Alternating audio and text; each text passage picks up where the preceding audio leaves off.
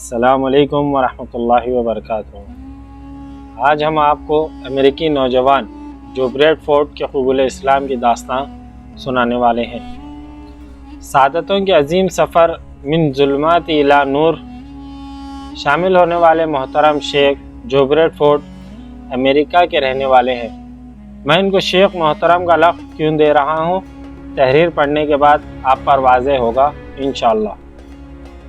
فرماتے ہیں کہ میں بچپن میں ہنسی مزاج کرنے والا بچہ تھا اور بہت زیادہ مزاح کرتا تھا۔ ہم 2 بہن بھائی اور والدین تھے۔ میری بہن مجھ سے 2 برس بڑی تھی اور جب میں 2-2.5 سال کا بچہ تھا تو میرے والدین کی علیحدگی ہو گئی تھی۔ یہ ایک مسیح مذہب گھرانہ تھا اور ہم اکثر چرچ جاتے تھے اور چرچ اسکول میں ہی پڑھتا تھا۔ میں اتوار کو اپنے پڑوسیوں کے ساتھ بائبل اسکول بھی جاتا اور اس طرح مجھے بائبل کا مزید علم حاصل ہو رہا تھا۔ میں نے اپنے مذہب کے بارے میں سیکھا۔ میرا اسلام میں داخل ہونے کا قصہ کچھ یوں ہے کہ ایک دن میں اپنی بہن کے کمرے میں داخل ہوا، اس کو تھوڑا تنگ کرنے کے لیے، اور وہ اپنا اسکول کا کام کر رہی تھی۔ چھوٹا ہونے کی وجہ سے میں اسے ستا رہا تھا تو اس نے مجھے اپنا میگزین دیا، اور یہ کوئی مذہبی رسالہ نہیں تھا، یہ قوموں کی عادت و اطوار اور رہن سہن کے متعلق تھا۔ وہ مجھے بولی اس کو پڑھو اور کچھ جانو، تو میں لے کر اس کے کمرے سے نکلنے لگا۔ وہ بولی نانا تم اس کو لے کر نہیں جا سکتے، یہ میرا رسالہ ہے اور یہیں پر رہنے دو۔ میں اس کے پلنگ پر بیٹھ گیا اور پڑھنے لگا۔ یہ رسالہ لڑکیوں کے مختلف قصوں پر مبنی تھا اور ایک قصہ جس میں مختلف لڑکیوں کے اسلام لانے کے واقعات تھے، جس کا عنوان تھا میری زندگی میں جو دلچسپ چیز مجھے ملی۔ یہ کہانی ایک لڑکی کی تھی جو اسلام لانے کے بعد ارکان اسلام، ایمان اور مسلمانوں کو کن چیزوں کا اہتمام کرنا چاہیے بات کر رہی تھی، اور میں اس کہانی سے بہت متاثر ہوا۔ حالانکہ جہاں میں رہتا تھا ہمارے قریب عرب لوگ بھی رہتے تھے، لیکن کبھی کسی نے اسلام کے بارے میں بات ہی نہیں کی، اور یہ پہلی مرتبہ تھا کہ میں اسلام کے بارے میں پڑھا اور اس میں مسیحیت کا ذکر بھی تھا۔ میری دلچسپی مزید بڑھ گئی، اور اسلام کی جن باتوں نے مجھے متاثر کیا وہ یہ کہ تم کہیں پر بھی رہو عبادت کر سکتے ہو، اور اس کے لیے تم کو کچھ خاص کرنا نہیں پڑتا۔ اس بات نے مجھے کھینچ لیا جو کہ سادگی کی زندگی کا درس دیتا تھا، اور میں نے دیکھا اس میں نہ تو 3 میں 3 in 1 اور نہ ہی کوئی حسابی کلیہ تھا۔ اسلام ایک نہایت ہی آسان دین ہے۔ اللہ ایک ہے، اس کی عبادت کرو، رسول اللہ صلی اللہ علیہ وسلم کے طریقے کو اپناؤ اور ایک اچھے انسان بنو۔ یہ ایک بہت آسان کلیہ تھا میرے لیے۔ تو میں گھر سے سائیکل پر نکلا اور لائبریری پہنچا، اسلامی کتابیں ڈھونڈنا شروع کی، ایک سے دوسری اور دوسری سے تیسری لائبریری، لیکن کچھ خاطر خواہ کتابیں نہ ملی سوائے ارکان اسلام کے۔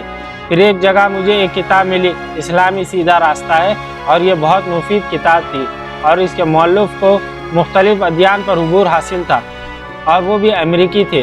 بہرحال میں مزید کتابیں ڈھونڈتا رہا۔ یہ بات 1991 کی ہے، جس دور میں انٹرنیٹ نہیں ہوتا تھا۔ 1 سال میں کتابیں ڈھونڈتا رہا اور ان کے پیچھے وقت لگاتا رہا۔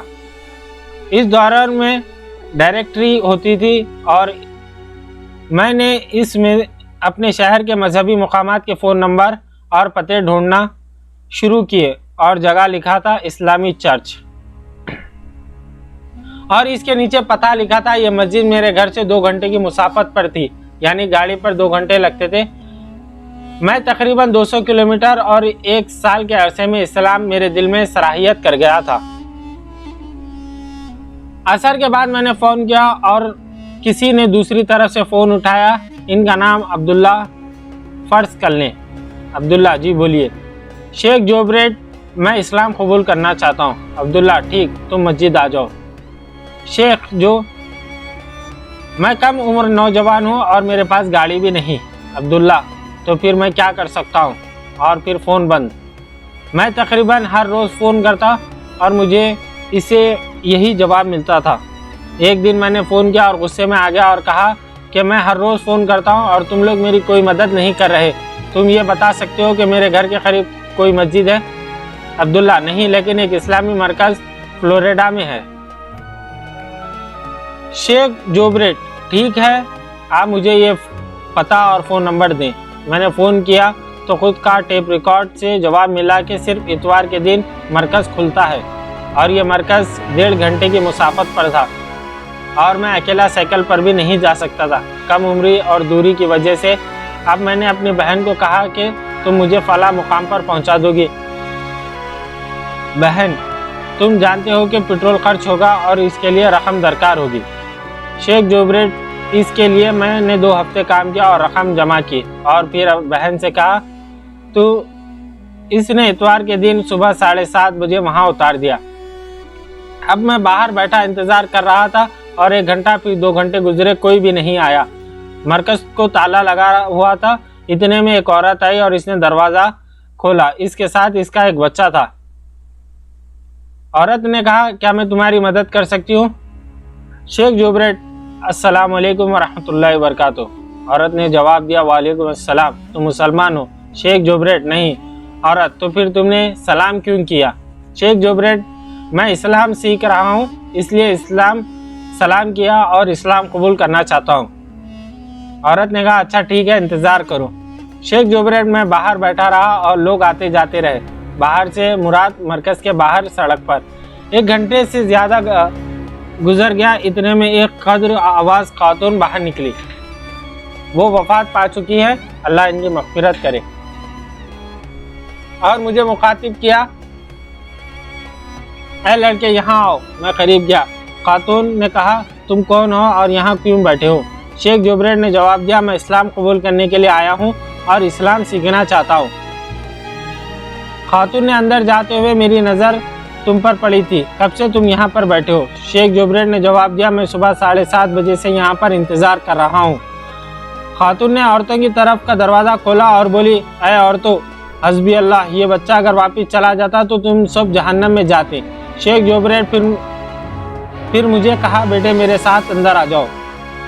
अंदर एयर कंडीशनर चल रहा था। मज़ीद घंटे तक इंतज़ार किया और फिर इमाम साहब आए। ज़ोहर की नमाज के बाद मुझे बुलाया गया और मुझे शहादा कहलवाई और अरबी और इंग्लिश में। ये एक छोटी सी मस्जिद थी और 100 से 150 लोग नमाज पढ़ सकते थे। और एक मंज़र ने मुझे मुतवज्जे किया। वो मंज़र कुछ यूँ था, एक बुढ़िया आवाज़ें निकाल रही थी और इसका हाथ हिल रहा था। वो एक शख्स डॉक्टर ऐमन के कंधे पर हाथ रखे मेरी तरफ आ रही थी, सहारा लेते हुए, और रो भी रही थी। तो मैंने पूछा, इनको क्या हुआ है? मैं घबराया हुआ था। डॉक्टर ऐमन, डरो नहीं, ये मेरी वालदा है और इन्होंने अपनी 70 साल ज़िंदगी में आज से पहले किसी को इस्लाम कबूल करते हुए नहीं देखा। शेख जोब्रेट ने कहा, तो ये रो क्यों रही हैं? डॉक्टर ऐमन, ये खुशी से रो रही हैं।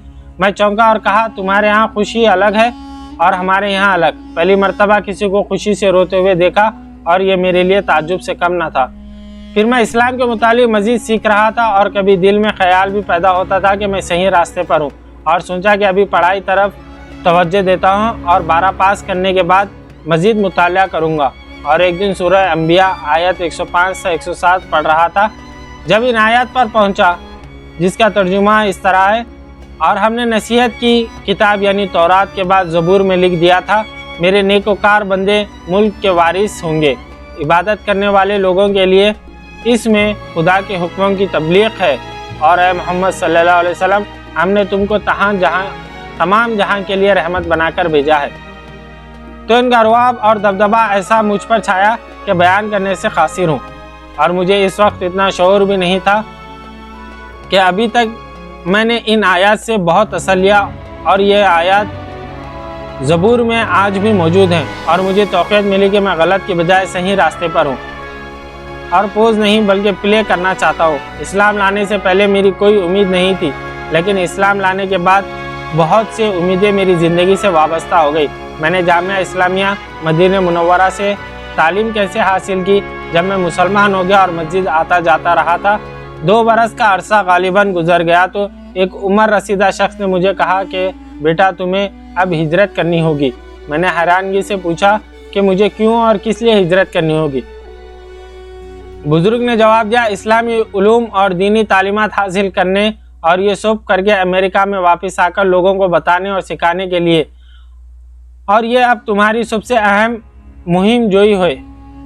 शेख जोब्रेड ये पहला शख्स था जिसने मुझे ये बात कही और फिर 1995 में मुझे हज पर ले गए और शेख बिन बाज रहमतुल्लाह से मुलाकात करवाए और इन्हें मेरे बारे में कहा।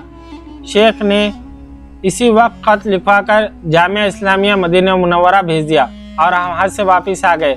कुछ अरसे के बाद एक वफ़द जामिया इस्लामिया मदीना मुनव्वरा से अमेरिका आया, जिन्होंने आकर मेरा इम्तिहान लिया और अल्हम्दुलिल्लाह मुझे कबूल कर लिया गया। इस तरह मेरा जामिया इस्लामिया मदीना मुनव्वरा में इल्म हासिल करने का सबब बना और वापस आकर मैंने दावत व तबलीग को जारी व सारी रखा और साथ में यहाँ जामिया होस्टन में उलूम शरिया पढ़ाता हूँ। ख़ाइनीन इकराम, आपको इसमें कई मुकामात पर अपने मुसलमान बहन भाइयों के अजीब रवैये महसूस हुए होंगे और आपको अंदाज़ा लगाएं कि एक नौ उम्र इतनी बड़ी तलब के लिए फिर रहा है और हमें इसकी कोई कदर नहीं और ना ही हमें कोई परवाह है। वो दीन हक़ को पाने के लिए मारा मारा फिर रहा है और इसकी हालत शदीद प्यास की सी थी, लेकिन हम इससे क्या। वो इस मुकाम तक पहुंचने के लिए 2 हफ्ते तक मजदूरी कर रहा था और फिर वहां पहुंचकर भी तवील इंतज़ार किया। फिर ख़ातिन का ये कहना आए और तो हस्बी अल्लाह, ये बच्चा अगर वापस चला जाता तो तुम सब जहन्नम में जाती। तो अपनी तरफ से तनबिया में ऐसे अल्फाज कहे गए, हालांकि नसूस में ऐसा कुछ भी नहीं, लेकिन इन्होंने जिस अंदाज में इकराम किया वो काबिल रश्क है। क्यों हमने रहमतुल्लिल आलमीन सल्लल्लाहु अलैहि वसल्लम की सीरत को पश्त पर डाल दिया है? क्यों हमने आप सल्लल्लाहु अलैहि वसल्लम के अखलाक को भुला दिया? क्यों हम आप सल्लल्लाहु अलैहि वसल्लम की तालीमात को अपनाने की कोशिश नहीं करते? इल्ला माशाअल्लाह। कल हमने अपने रब के सामने इसका जवाबदाह होना है। अल्लाह ताला से हमारी दुआ है कि वो मुसलमानों की हालत दुरुस्त करे और हम सबको सही राह की तौफीक नसीब फरमाए। यकीनन अल्लाह ताला सुनने वाला और कबूल करने वाला है। अल्लाह करीब है। अल्लाह ताला हमें इस दीन पर अमल करने की तौफीक अता फरमाए कि जिस दीन को लेकर सैयदुल अव्वलीन व आखिरीन सल्लल्लाहु अलैहि वसल्लम और जिस पर सहाबा इकराम ने अमल करते हुए अपनी ज़िंदगियों को गुजारा और जन्नत की बशारतें पाते हुए इस दुनिया से रुखसत हुए। अल्लाह ताला हमें भी इनके नक्शे कदम पर चलने की तौफीक अता फरमाए। अल्लाह ताला हमारे नबी सल्लल्लाहु अलैहि वसल्लम और इनके आल और इनके सहाबा इकराम पर अपनी रहमतें नाजिल फरमाएँ। जज़ाकल्लाह खैर।